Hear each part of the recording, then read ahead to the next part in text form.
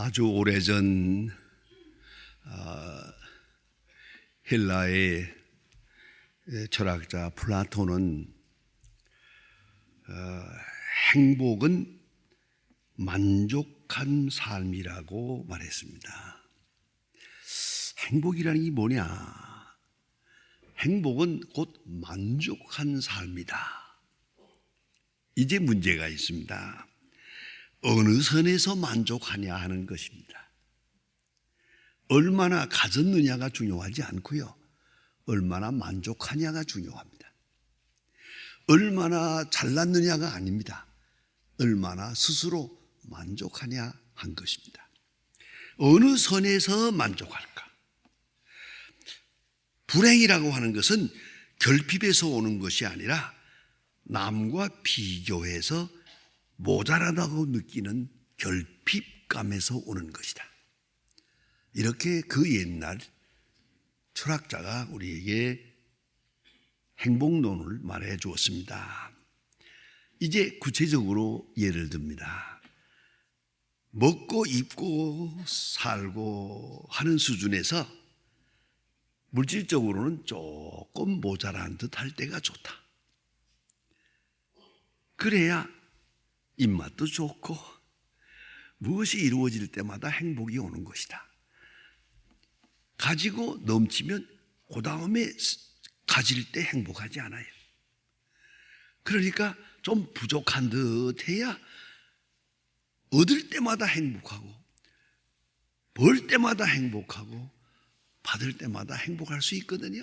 그러니까 조금 내가 생각하는 욕심보다는 좀 부족하다 할 정도가 제일 행복한 것이다. 이 굉장히 철학적인 얘기입니다. 또 하나는 자신이 자만하고 있는 것에 대해서 사람들의 절반밖에는 알아주지 않는 명예. 그 말은 뭐냐 하면 다른 사람들이 나를 평가할 때 조금 모자라요. 조금 더 알아주면 좋겠는데 왜 나를 안 알아줄까 하지만은 조금 부족하다 할 때가 적당하게 행복한 선이다. 왜냐? 여러분 아시는 대로 내가 생각하는 것에 내가 아는 그것보다 조금 더 칭찬받으면요 불안해요. 걱정이 돼요 이게. 그래서 그런가 하면 내가 생각하는 것보다 조금 낮추어서 평가를 받으면 불만스러워요. 여러분 불만스러운 것과 불안한 것 어느 쪽입니까? 이걸 알아야 됩니다. 적어도 인격적인 사람은 불안한 게 힘들어요.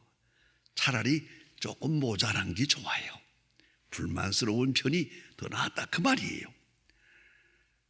그런가 하면 모든 사람이 칭찬하기에는 조금 부족한 외모가 좋다. 모든 사람이 칭찬하면 그 사람 마지막에 병신되고 말아요. 그저 조금 부족한 정도, 그 정도로 인정받는 외모, 그게 행복하다 하는 얘기입니다. 정말 그런 것 같아요. 제가 소망교회에서 목회할 때 아주 미스코리아하고 사는 분이 계세요. 그래서 만날 때마다 얼마나 행복하냐고 그랬더니 말하지 말래요. 왜요? 하루에 2시간 화장대 앞에 앉아 있대요. 거기서 뭐라고 한마디 했다가는 벼락이 떨어진대요. 그러니 얼마나 불행합니까? 그거 행복한 거 아니죠. 그렇죠? 그러니까 외모는 조금 부족한 듯 그 정도가 좋다. 한 사람과 겨루어서는 이기고 두 사람과 겨루었을 때는 질 수 있는 그런 정도의 체력, 그 체력도 너무 강한 거 별로 좋지 않고요. 연설을 듣고 청중의 절반 정도가 박수를 칠 수 있는 정도의 기교, 그것이 행복한 것이다. 그래서 생각에는 내가 연설을 하면 모든 사람이 확 박수를 치면 좋겠지만 그건 많이 불안한 것이에요. 불행한 것이랍니다. 왜요? 그 다음이 문제거든요. 그러나 한 절반은 박수를 치고 절반을 안 쳐. 그 정도가 좋다. 동의하십니까? 철학자의 말이니까 그런 줄 아세요. 그냥 상당한 지혜를 여기서 말해주고 있습니다. 오늘 본문에 보면 사도들이 기뻐하며 공회 앞을 나가니라. 여러분, 행복이 뭡니까? 행복은 사랑이에요. 사랑은 기쁨이에요. 사랑하고 사랑받을 때 기쁨이 있지요. 믿음이 있으면 평안하지요. 소망이 있으면 용기가 생기죠. 통틀어 한마디로 말하면 기쁨이에요. 기쁨이 행복이에요. 자, 여러분 얼마나 기뻐하고 삽니까? 얼마나 행복을 느끼고 삽니까? 얼마나 오늘도 나는 행복하다 생각하고 삽니까? 한순간 한순간 그 사람이 참으로 행복한 사람이고 복받은 사람 아니겠습니까? 근데 오늘 성경 말씀에는 참 신비로운 말씀이 있습니다.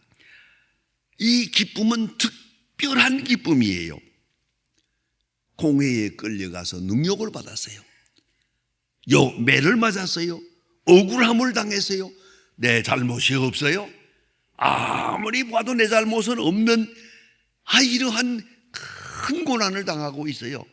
여러분, 잘못이 있어서 고난당하는 거하고 잘못 없이 고난당하는 거 어느 쪽입니까? 그 유명한 얘기가 있답니다. 소크라테스가 옛날에 억울하게 사형 선고를 받고 죽게 돼요.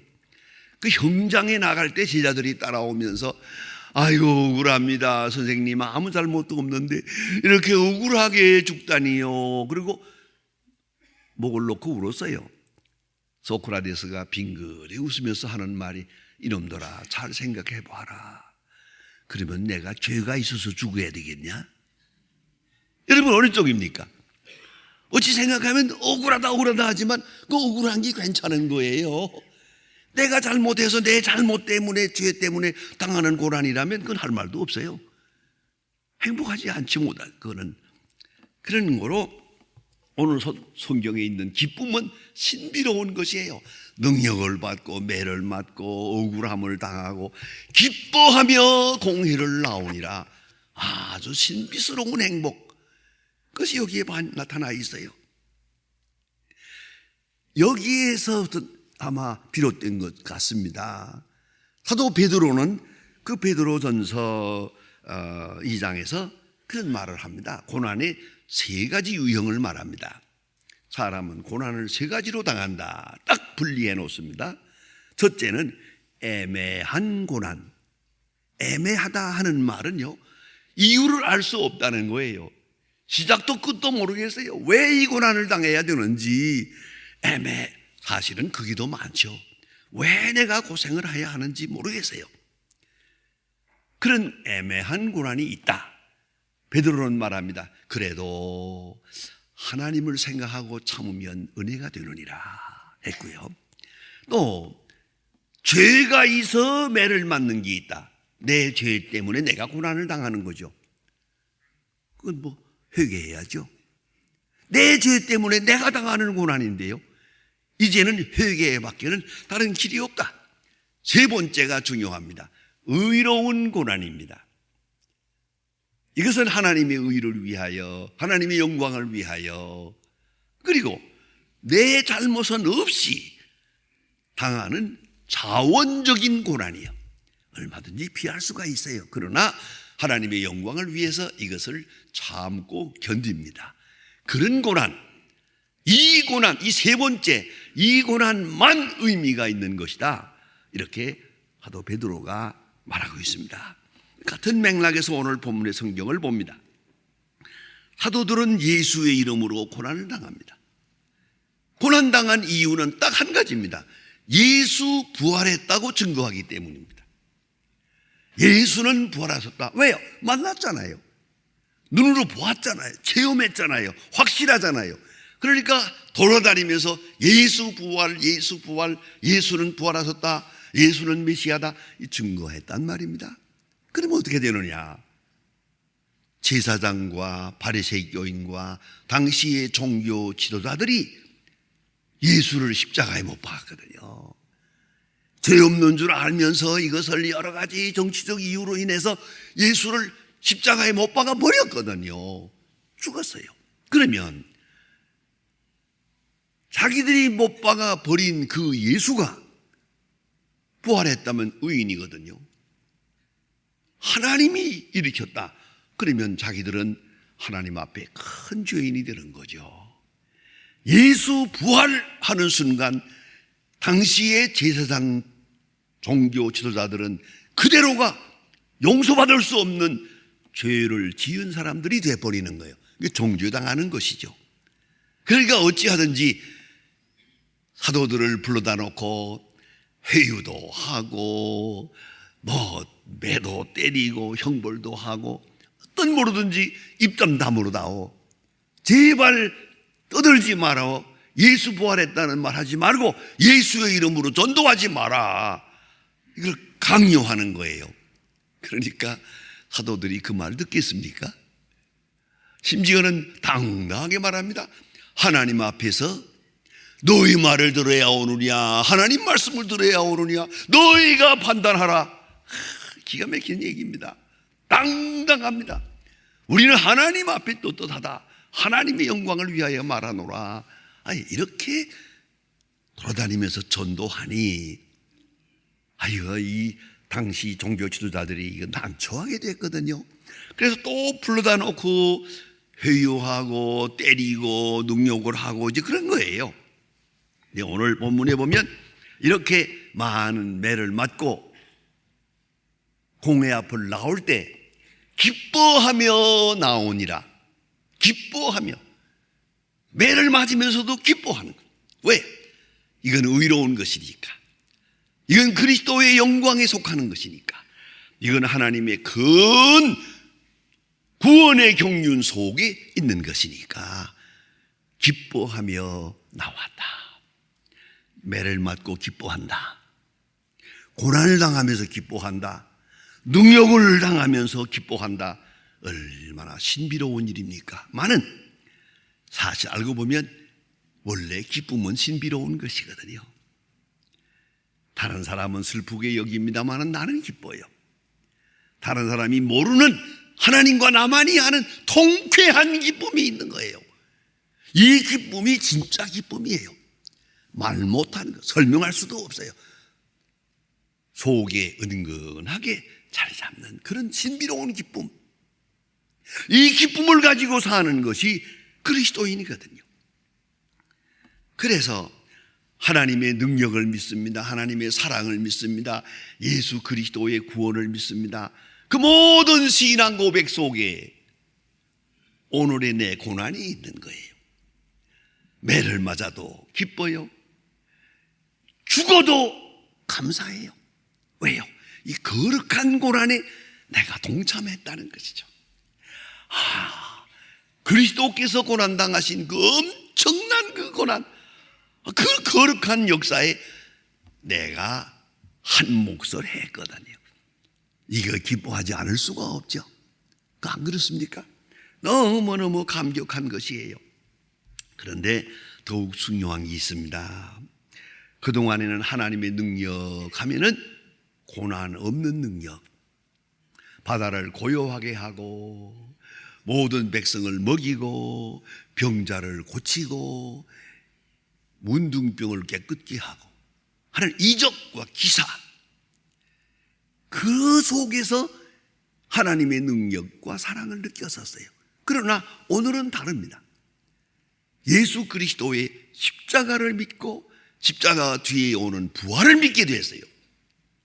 그러니까 쉽게 말하면 십자가에 달리지 않는 것이 아니고 십자가에서 죽지 않는 것이 아니고 내가 예수 믿는다고 해서 만사 형통하는 게 아니고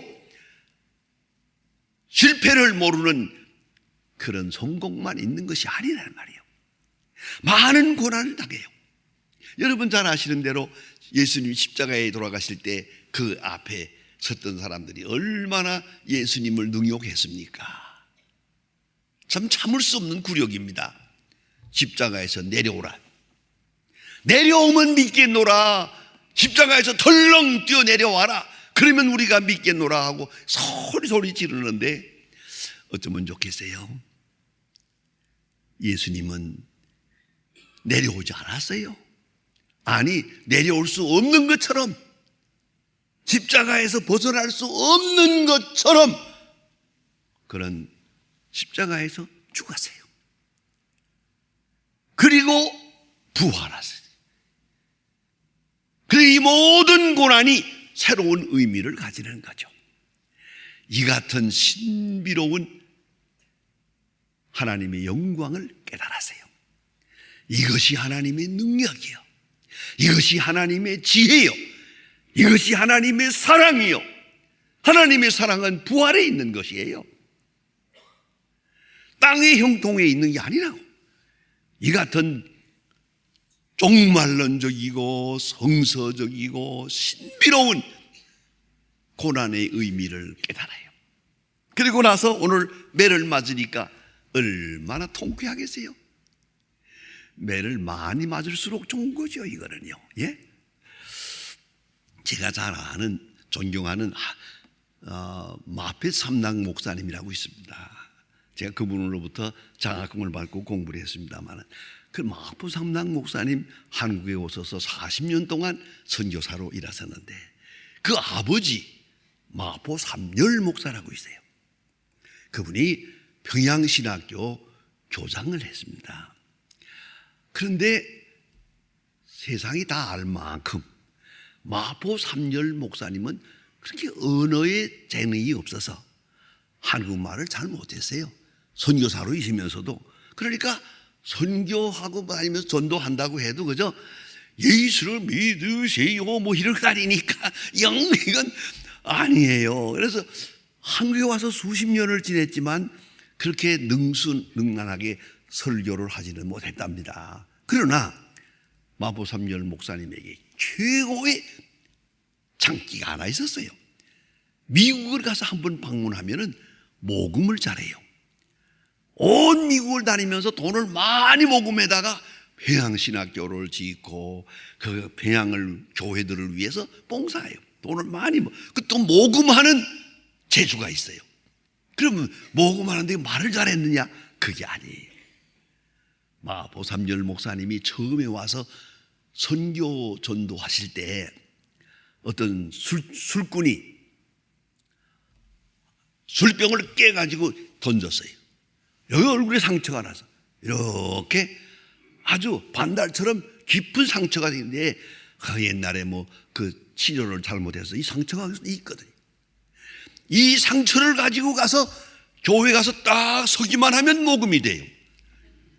모든 사람들이 예수의 이름을 위하여 저렇게 얼굴에 상처가 나는 그 거룩한 상처를 한번 보겠다고 왔다가 돈 많이 내니까, 그래서 모금에 아주 귀재가 됐던 거래요. 여러분, 이런 상처라면 어떻게 했으면 좋겠어요? 상처가 클수록 좋죠. 고난은 당할수록 좋은 거예요.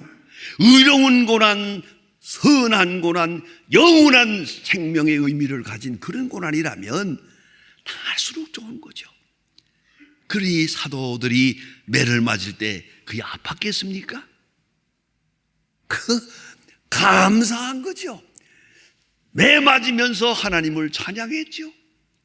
그리고 매를 맞고 나오면서 소리 질렀어요.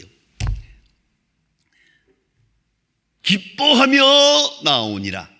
아마도 찬송을 부르실 거라고 생각합니다. 그러면 여기서 깊이 생각할 진리가 있습니다. 기적은 부활신앙 안에서 해석해야 됩니다. 이 땅에서 해석해서는 안 됩니다. 그 정도 가지고는 안 됩니다. 뭐 병이 낫고 사업이 잘 되고 뭐 잘 되고 뭐 잘 되고 기복적인 그런 정도를 가지고 하나님을 찬양한다고 해도 그건 비상적입니다. 그 별게 아닙니다.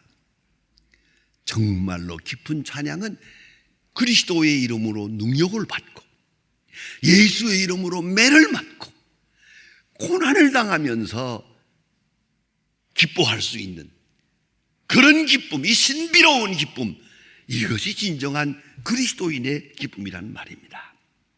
그러니까 십자가 위에서 뛰어내리는 기적이 아니고 십자가에 죽고 부활하는 기적, 부활신앙 속에서 진정한 기쁨의 의미를 찾게 된다는 말입니다. 오늘 본문엔 좀 더 확실하게 지적해서 우리에게 말해줍니다. 합당한 자로 여김을, 아주 중요한 말입니다. 예?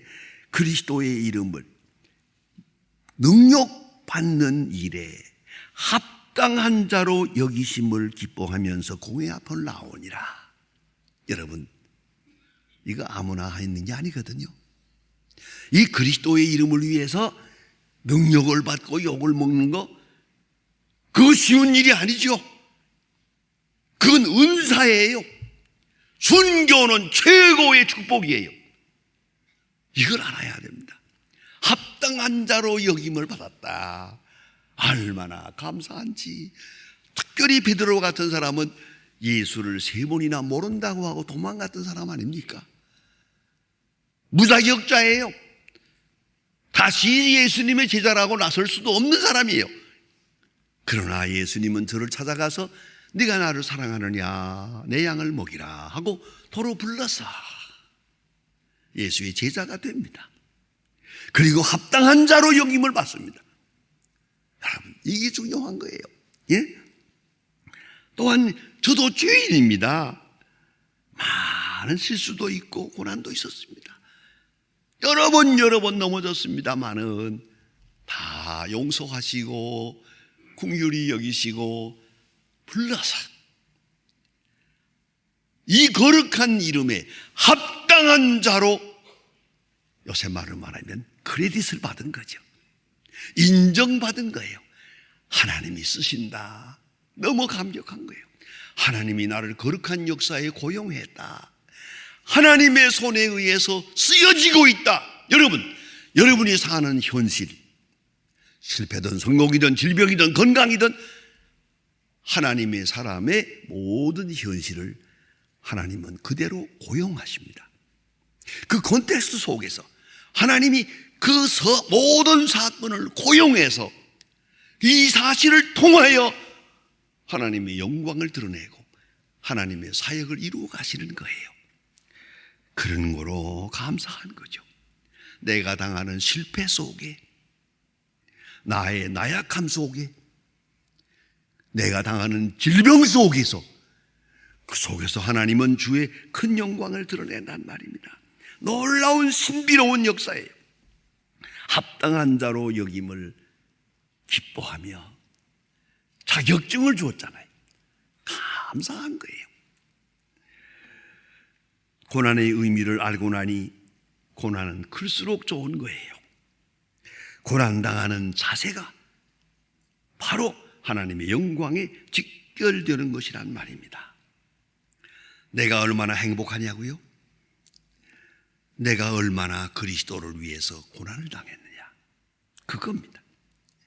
하나님이 나를 통해 역사하시는 그 역사를 하나님에게 손에 붙들렸다는 사실을 아는 순간 나의 생 전부가 새로운 의미를 가집니다. 이런 일을 당해도, 저런 병을 얻어도, 이런 실패가 와도 이 모든 일을 통하여 하나님의 역사가 이루어질 것이기 때문입니다.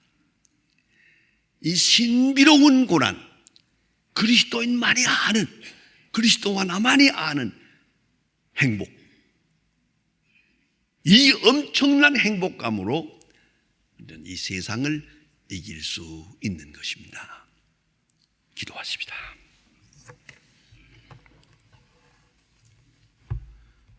하나님 아버지, 오늘 아침도 저희들이 건강한 몸으로 주 앞에 나옴을 감사합니다. 모두가 질병으로 인해서 마음 약해지고 있지만은 우리는 건강한 믿음으로 모든 불안을 떨치고 주 앞에 나와 오늘도 예배하게 하시니 감사합니다. 우리는 아지 못하는 가운데 있어서나 우리의 실패와 우리의 질병과 우리의 고난, 우리가 당하는 현실, 그 모든 일을 통해서 주의 영광이 드러나며 주의 말씀이 전파되고 주님이 기뻐하시는 역사가 이루어지는 것을 알며 감사드립니다. 하나님 아버지, 사도들의 마음속에 있었던 저 신비로운 기쁨이 우리에게도 있게 해주시옵소서. 어떤 일을 당해도 범사에 감사하며 주를 찬양하며 나를 통해 이루시는 하나님의 그 영원한 섭리를 깊이 깨달으며 기뻐하며 감사하며 모든 고난을 승리로 바꾸어 갈 수 있는 저희들의 생이 되게 하여 주시옵소서. 예수님의 이름으로 기도하옵나이다. 아멘.